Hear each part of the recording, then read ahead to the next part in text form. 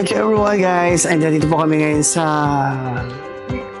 kay Aquino para celebrate ang karawan ng aking nanay. And thank you po sa inyong lahat sa pagpunta niyo po dito. And of course, sa aking magandang nanay na 70 years old na right now. And happy birthday sa iyo, Nay. And alam niyo naman kung gaano namin kayo kamahal ng mga kapatid ko and ng mga kapatid mo rin. And then, sayang si tatay wala na dito. Kaya lang, hanggat andyan po kayo, kami pong bahala sa inyo.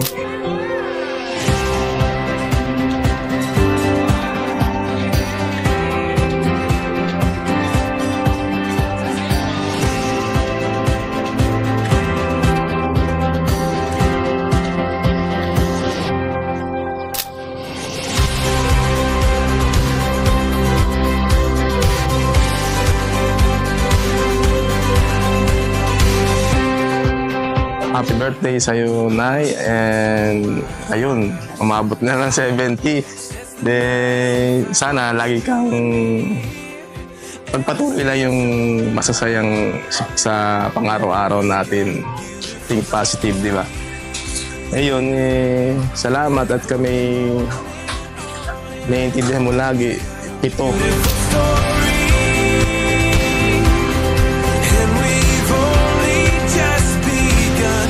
Ito mga anak mo, kumbaga, lagi mo kaming sa araw-araw mong paggising mo lang lagi, kami na lang lagi ang inaaalala mo.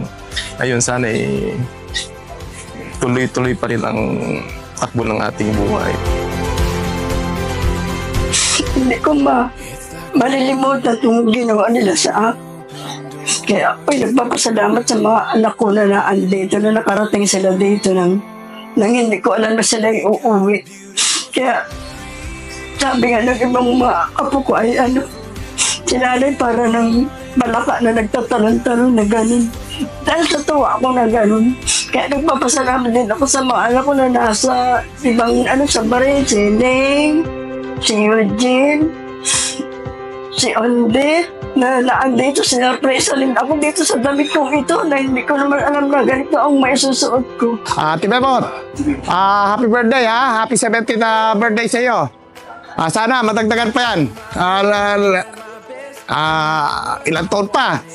Alam mo naman, na mahal na mahal ka namin. Kahit nakita nyo na, kahit sa malayo ako, pinunta ka namin.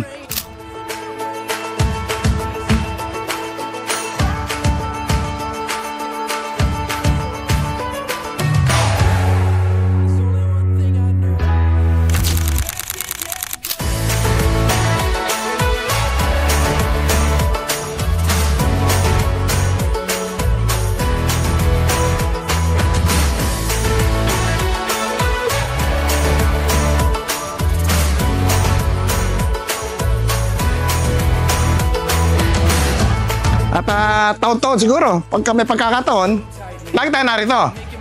Tsaka yung pagkukonsume, huwag ka na magkukonsume ha, para humaba ang ating buhay ha. Basta enjoy lang. Enjoy lang sa buhay. Yun lang, happy 70th birthday, Ate Bebot. We love you. Hindi ko alam na Matulungin kasi yan kahit yun naman yung niya. Kanya parang nakuha din namin yun na tumutulong kahit yung konti sa mga tao na yan din nakukulit sa kanya. Napaka-buting inanay para sa amin. Thankful ako kay God kasi ikaw yung aking kumare na noon ay hindi mo ko pinabayaan nung time na down na down kami. We can get this started. We can get this started. Ay, hindi ko sana kung pag-iintindi mo sa amin simula't simula noon, mga maliliit pa kami, talagang siya na yung tagapagtanggol namin. Kumbaga, ayun, sana hanggang dumami nga po nito. Ganun pa rin.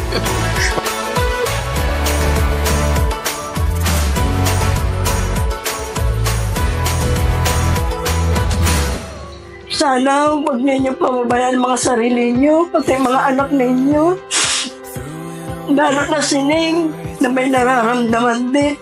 Kaya ingatan ninyo ang mga sarili ninyo at laging ipapanalangin langit sa Panginoong Diyos na maging maayos ang ating buhay at maging masaya at masagana.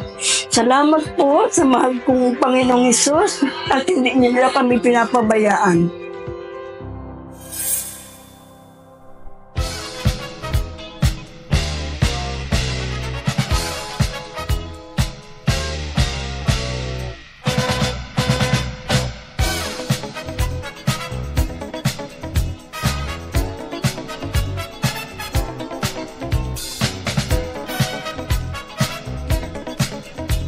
Para sa mga anak ko, ako ay nagpapasalamat ng marami dahil sinorpresa nila ako sa ganitong 70th birthday ko na hindi ko alam na ganun ang ginawa ng mga anak